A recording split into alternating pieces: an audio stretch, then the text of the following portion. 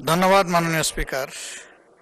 আমার এত সময় নাও লাগতে পারে, তাহলে তো আরো বেশি সবাই ভালো হবে। সময় চেয়ে নেয়, আমি কিন্তু সময় অনেক সময় ফিরিয়ে দিই। আজকে সেটি হওয়ার সম্ভাবনা আছে এবং এর জন্য আমি প্রথমেই সরকারি দলকে ধন্যবাদ জানাতে চাই। কেন চাই? চাই এই কারণে 300 বিধিতে মাননীয় মন্ত্রী যে বিবৃতিটা দিয়েছিলেন, সেই বিবৃতি থেকে আজকে 180 ডিগ্রি অ্যাঙ্গেলে ফিরে নাই, তবে 90 ডিগ্রি পর্যন্ত ঘুরে গেছে আজকে। এই বিবৃতি যদি সেই দিন দেওয়া হতো, হয়তো আমার নোটিশের ভাষাও ভিন্ন হতে পারত। সেদিন কিন্তু এমনভাবে বিবৃতিটা আমাদের সামনে এসেছিল যে বাংলাদেশে আসলে জ্বালানির, আমি শুধু তেল বলবো না, জ্বালানির কোনো সংকট নাই, বরঞ্চ আগের চাইতে সরবরাহ বেশি, সেল বেশি। কোনোভাবে এইটাকে ম্যানিপুলেট করা হচ্ছে, এই জন্য কিছু কিছু সমস্যা হয়তো বা দৃশ্যমান হচ্ছে, এটা বাস্তবতা নয়। সেদিনকার যদি আমি বিবৃতির সেন্স বুঝে থাকি, আমার কাছে এটাই মনে হয়েছিল। ইতিমধ্যে একজন আলোচনায় বলেছেন যে একজনকে গাড়ি চাপা দিয়ে মারা হয়েছে, আরও 3জন কৃষক কিন্তু এই 2 লিটার 4 লিটার তেল সংগ্রহ করতে এসে হিট স্ট্রোকে মারা গেছে। আমি তাদের সকলের আত্মার মাগফিরাত কামনা করি। এই দীর্ঘ সময়ের ধরে দিনের পর দিন, সপ্তাহের পর সপ্তাহ যে মানুষগুলা কষ্ট করেছেন, আমরা আসলে এখানে যারা বসা আছে, আমরা কিন্তু সেই কষ্টের ভাগ নিতে পারিনি। আমি দেখতে গিয়েছিলাম, দেখলাম যে দুপুরবেলা চাটাই বিছিয়ে লোকেরা গাড়ি রেখে পাশে ফুটপাতে ঘুমাচ্ছে। 2-1জনকে একটু ডেকে উঠালাম, জিজ্ঞেস করলাম। কেউ বললেন যে আমি 14 ঘন্টা ধরে আছি, কেউ বললেন আমি 5 ঘন্টা ধরে আছি, বিভিন্ন মেয়াদে বললেন। কিন্তু আমি 5 ঘন্টার নিচে কাউকে পেলাম না। আমি যখন জিজ্ঞেস করলাম যে ঘন্টার পর ঘন্টা আপনারা অপেক্ষা করে কতটুকু পাবেন, তারা বলল যে ম্যাক্সিমাম অফ 2000 টাকা, এই পরিমাণ তেল আমরা সংগ্রহ করতে পারব, যারা গাড়ির মালিক। আর যারা বাইকার, তাদেরকে জিজ্ঞেস করলাম, একজন পেলাম, সে বলল যে আমার অয়েল পাস আছে, আমি 1000 টাকা নিতে পারবো। বাকিরা বলল যে 150 থেকে 500-র ভিতরে আমার রেঞ্জ, আমি এইটুকু পাবো। আমি জিজ্ঞেস করলাম আপনারা আগে কি পরিমাণ রুজি করতেন? বলল যে 1500 থেকে 2000 পার ডে। এখন কয় যে এখন 500-700 পারি না। এই মানুষগুলোর জন্য আমার বেশি দুঃখ লাগে। এটা কিন্তু 2-4 জন, 100-200 না, হাজার হাজার মানুষ, এর উপর তাদের জীবিকা চলে। এখন 150-500 টাকার তেল দিয়ে সে কি করবে? তার তো ওই পেশাটাই চলবে না। যদি আমাদের সংকট নাই, তাইলে অন্তত ওই গরিব, দিন আনে দিন খায় মানুষের পর্যায়েরা, এদের দিকে কি আমরা একটু সুদৃষ্টি দিতে পারবো? দেওয়া উচিত বলে আমি মনে করি। এরপরে যারা প্রফেশনাল গাড়ি চালায়, যারা কেবিং করে, তারা এটার উপরে একটা রেন্ট তাদেরকে পে করতে হয়, আবার তার ফ্যামিলি চালাইতে হয়। এখন আমি যিনি ওই কাজ করি না, আমার ব্যক্তিগত কাজে ব্যবহার করি, আমার জন্য 2000, তার জন্য 2000, এরকম করলে তো ওরা বাঁচবে না। এই ইন্ডাস্ট্রিটাই তো হুমকের মুখে পড়বে। তাদের বিষয়গুলো আমাদের সিম্প্যাথেটিক্যালি দেখা উচিত। আজকে আমি ধন্যবাদ জানাই মাননীয় প্রতিমন্ত্রীকে। সেদিন তিনি আমাকে চাচা বলেছিলেন, জানি না আমার বয়স হতো কিনা। তা আমি যশোরে তাকে বুকে টেনে নিয়েছিলাম, আর তিনি যথার্থই স্মরণ রেখেছেন, যশোরের ডাব থেকে পানি বের করেই আমি ওনাকে পান করিয়েছিলাম। আমি ঢাকা থেকে নেইনি ওটা। আলহামদুলিল্লাহ, তিনি যে মনে রেখেছেন, এই জন্য তাকে ধন্যবাদ। তিনি খুবই পজিটিভ অ্যাপ্রোচে আজকে কথা বলেছেন এবং আমি মনে করি যে একটা রিয়েলিস্টিক বক্তব্য রেখেছেন। শুধু এক জায়গায় হালকা একটু সুই হাতে নিয়েছিলেন, উনি মাথায় হাত দিয়ে লজ্জা পাইছেন, আমি আর ওইটা বলতে গেলাম না।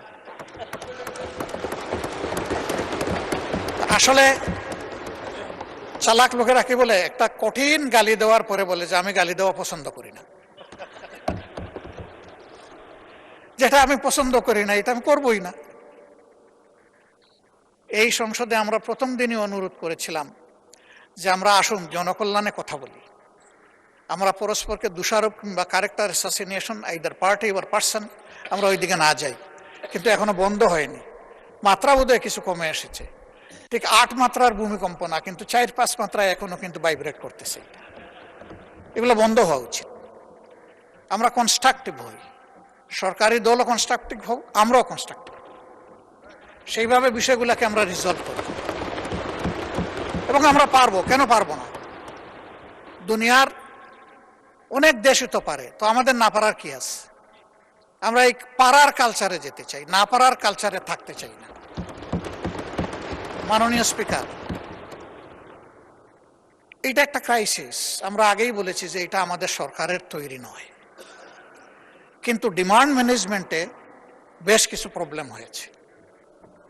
এই জায়গায় যদি আমরা সবাই ওপেন হার্ট নিয়ে বসতে পারতাম, কথা বলতে পারতাম, যদি কমন প্ল্যাটফর্ম থেকে অ্যাড্রেস করতে পারতাম, মানুষ একটা আস্থার জায়গা খুঁজে পেত এবং আমরা বাস্তবধর্মী অ্যাড্রেস করতাম। আমি মনে করি আজকে যেটা প্রতিমন্ত্রী মহোদয় বলেছেন যে সঙ্গত কারণেই কিছু রেশনিং করা হয়েছে সতর্কতার জন্য, দ্যাট ইজ গুড। সেই কথাটা আমরা একসাথে বলতাম, কিন্তু প্রথম দিন তো এই বিবৃতি আসে নাই। প্রথম দিন এসেছে অন্যরকম। অলরেডি আমার কলিগ বলেছেন, আমরা পাম্পে গিয়েছি, জিজ্ঞেস করেছি যে আপনারা জ্বালানি আগের চাইতে বেশি বিক্রি করছেন। কই মোটেই না, পাই 1/3 বিক্রি করবো কেমনে বেশি, আমরা যা পাই তাই আমরা বিক্রি করি। তবে কিছু অসৎ লোক সবসময় সুযোগ নেয়। এই ধরনের পরিস্থিতি যখন আসে, ওরা সুযোগের অপেক্ষায় একদম খাপ ধরে বসে থাকে। আমি বলবো সেই লোক আমি হলে আমাকে ছাড় দেবেন না। জাতির স্বার্থে আমি হইলে আমাকে ধরুন, পাকড়াও করুন, বরঞ্চ সাধারণ মানুষের চাইতে আমাকে আরো বেশি করে এক্সপোজ করে দেন। যারা অসৎ তারা কোনো দলের হতে পারে না, এরা দলের সুযোগ নেয়, সুবিধা নেয়, কিন্তু দল যদি বিপদে পড়ে ওই সবার আগে পালাবে। এই সমস্ত সুযোগ সন্ধানীদেরকে সামান্য কোনো অ্যালাউন্স দেওয়া উচিত নয়। আমার 2 নম্বর অনুরোধ, যে এই হাউসে বসে আমরা যে কথাগুলো বলবো, এটা কিন্তু হাউসের এই প্যারাডাইমের ভিতরে থাকছে না, গোটা দুনিয়ায় চলে যাচ্ছে এটা। সুতরাং এই কথার ওয়েটেজ থাকতে হবে, কথাগুলো অথেন্টিক হতে হবে, সত্য তথ্য নির্ভরশীল হতে হবে এবং দায়িত্ব নিয়ে কথা বলতে হবে। আজকে একটা বললাম, কালকে আরেকটা বললাম, জনগণ আমাদের কথা বিশ্বাস করবে না। একই সাবজেক্টের উপরে কথার যেন ধারাবাহিকতা থাকে আর ময়দানে যেন তার ইমপ্লিকেশন থাকে। এই দুইটা যখন জনগণ খুঁজে পাবে, তখন আমাদের কোনো স্টেটমেন্ট করারও দরকার পড়বে না। প্রত্যেকের বিবেক আছে। আমরা জ্বালানির ক্ষেত্রে শুধু তেল গ্যাসের চিন্তা করছি, কেন আমরা ডাইভার্সিটি নিয়ে চিন্তা করব না? কেন আমাদের জাতির একটা শর্ট টার্ম, মিড টার্ম এবং লং টার্ম একটা স্ট্র্যাটেজি থাকবে না এনার্জি জেনারেট করার ব্যাপারে? সেই বিষয়গুলো নিয়ে আমি মনে করি যে খোলামেলা আলোচনা আমাদের এখানেও হতে পারে, আবার এখান থেকে গঠিত কোনো কমিটির মাধ্যমেও হতে পারে। সেই জায়গায় আজকে সরকারি দল বিভিন্ন স্টেক হোল্ডারদের সাথে বসছেন। মাননীয় মন্ত্রী রেফারেন্স এসেছে, তিনি 2টো করেছেন, আর একটা সেশন করবেন কামিং শনিবারে। আচ্ছা, শনিবারের মধ্যে উনি বলেন নাই যে সমস্যার সমাধান হবে, উনি বলেছেন যে একটা সেশন হবে। আমি ওনাকে একটু হেল্প করলাম, আমি তাই শুনেছি। তো হ্যাঁ, আমরা কেন জয়েন্টলি করতে পারি না? কেন আমরা যদি জয়েন্টলি করতে পারতাম, তাহলে আমাদের ডেমোক্রেসিটা সাস্টেইনেবিলিটির দিকে যাইত। মানুষ আশান্বিত হতো যে ভঙ্গুর ডেমোক্রেসি কোনো একটা জায়গা থেকে আবার রিফর্ম হওয়ার জন্য তারা লোড নিচ্ছে, তারা রিস্ক নিচ্ছে, আমরা তাদেরকে সহযোগিতা করব। তখন রাষ্ট্রের জনগণেরও অ্যাটিটিউডটা হবে পজিটিভ। আমরা ভালো হয়ে গেলে দেশ ভালো হয়ে যাবে, এটাই স্বাভাবিক। এই জায়গাটা যতদিন পর্যন্ত ভালো হতে পারবে না, ততদিন পর্যন্ত দেশও ভালো হবে না। আমি কিছু ম্যাটেরিয়ালস আজকে রেডি করে নিয়ে এসেছিলাম, কিন্তু মাননীয় প্রতিমন্ত্রী আমার ম্যাটেরিয়ালস সব কিছু বাসায় দিচ্ছে। আমি আসলে কখনো এটা বলতে চাই না যে আমার গ্লাসের অর্ধেক খালি। আমি সব সময় বলতে চাই আমার গ্লাসের অর্ধেক ভরা আছে, কাজেই বাকিটাও আমাকে ভরতে হবে। আর যদি আমি খালি বলি, তার মানে হচ্ছে অর্ধেক যখন খালি, বাকিটাও ফেলে দে। আমি ওই থিওরিতে বিশ্বাস করি না। আসেন আমরা পজিটিভ অ্যাটিটিউডে, সরকারি দল বিরোধী দল বড় কথা নয়, এই হাউস বড় কথা। এই হাউসকে নিয়ে মুভ করি, আমরা মনটা ওপেন করি। আর আমি অতি বিনয়ের সাথে অনুরোধ করব, বয়স যাই হোক আমার কিন্তু সবগুলা সাদা, আমার মতো বুড়ো সাদা লোক এখানে খুব কম। তো এই দিক থেকে অনুরোধ করছি যে আসেন ওই ঠেলা ধাক্কার রাজনীতি এখানে বাদ দিই। এই জায়গায় আমরা সিনসিয়ার টক করি, পরস্পরকে রেসপেক্ট করি। আমরা যদি মিউচুয়াল রেসপেক্টটা শো করতে পারি, পুরা হাউস রেসপেক্টেড হবে। আমরা ওই জায়গাটায় যেতে চাই। উস্কানি আমাদেরকে দেয় অনেকে, এই গরম কাণ্ড ঘটান, ওইটা ঘটান, ওইটা ঘটান, আপনারা কি বিরোধী দল হইলেন? তাই আমি বলি যে ভাই, আমার তো যোগ্যতার পুঁজি এতটুকুই, আপনার পুঁজি দিয়ে যদি একটু সাহায্য করতেন। আল্লাহ আমাকে যে মুখ দিয়েছেন, আপনার দুটি ঠোঁট তাইলে আমার এখানে জোড়া দিয়ে দেন, আমি আপনার ভাষায় কথা বলবো। আমি তো আল্লাহর দেওয়া আমার জিহ্বা, আমার ঠোঁটের ভাষায় আমি কথা বলবো, যেটা আল্লাহ আমাকে দিয়েছে। তা আমি সবাইকে অনুরোধ করব যে আমরা রংপুরের ঝাঁঝালো মরিচের কথা ভুলে যাই, আসুন সুন্দরবনের মদিটা একটু আমরা ঠোঁটে লাগাই। আমরা পারবো, ইনশাআল্লাহ আমরা পারবো। কেন পারবো না? শুধু একটা গুড ইন্টেনশন লাগবে আমাদের, এই জাতিকে আমরা বিল্ড আপ করব। আমি প্রথম দিনই বলেছিলাম যে এই চেয়ারে বসা লোকগুলো এখন ওই চেয়ারে, আবার দুই দিকের চেয়ারে বসা অনেকে এখানে নাই। আমরা কোথায় থাকবো জানি না, আমাদের জেনারেশন থাকবে, আমাদের প্রিয় দেশ থাকবে।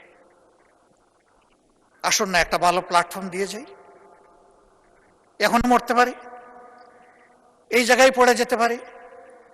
19 জুলাই 2024 তো পড়ে গেছিলাম, 24 না 25-এ। সেই পড়া থেকে অনেকে উঠে আসে না। আল্লাহ আমাকে জীবন দিয়েছেন, আবার নিয়ে যেতে পারে। হয়তো সংসদ প্লাজায় কালকে আমার জন্য আপনাদের দাঁড়ানো লাগতে পারে, কিন্তু একটু শান্তি নিয়ে মরি, যে দেশের জন্য ভালো কিছু করে যেতে পারলাম সবাই মিলে। আমাদের অ্যানসিস্টরস যারা ছিলেন, যেটুকু অ্যাটমসফিয়ার তারা আমাদেরকে দিয়ে গিয়েছেন, আমাদের সাকসেসরদের মিনিমাম এইটুকু আমাদের কাছে পাওনা। কিন্তু আমাদের সমাজ ওই জায়গায় নেই। আমরা আমাদের বেজ লাইনে আগে যাই, তারপরে ইনশাল্লাহ হিমালয়ের চূড়ায় আমরা আস্তে আস্তে উঠব। আমরা পারবো ইনশাল্লাহ, না পারার কোনো কারণ নেই। আমি স্পেসিফিক্যালি আমার কিছু।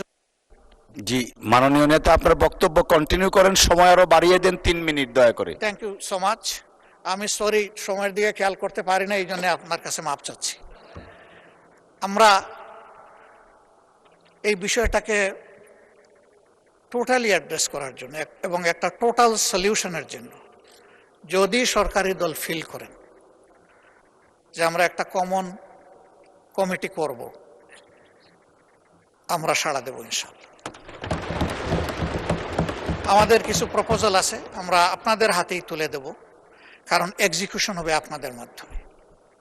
আমরা শুধু পরামর্শ দিয়ে সহযোগিতা করতে পারব, বাস্তবায়নটা করতে হবে সরকারকেই। ওখান থেকে সরকার যেটুকু মনে করে নিবে, যেটা মনে করবে যে এটা প্রযোজ্য না, ফেলে দিবে, অসুবিধা নেই। সেই ওপেন হার্ট নিয়ে আমরা বসতে চাই। এরকম কোনো শর্ত নেই যে যা পরামর্শ দিব তাই মানতে হবে। যদি পরামর্শ এইরকমই হয়ে যায়, এটার পরামর্শ থাকে না, এটা ডিকটেশন হয়ে যায়। আমরা ওই ডিকটেশনও পছন্দ করব না। কিন্তু আমাদের কোনো সিনসিয়ার সাবমিশন এটা যেন ডিজোন না হয়, এইটুকু আমরা প্রত্যাশা করব, for the sake of the country and nation. সবাইকে অনেক ধন্যবাদ আমাকে বাড়তি সময় দেওয়ার জন্য। একটু ফিরত দিয়ে বিদায় নিলাম। আসসালামু আলাইকুম রহমতুল্লাহ।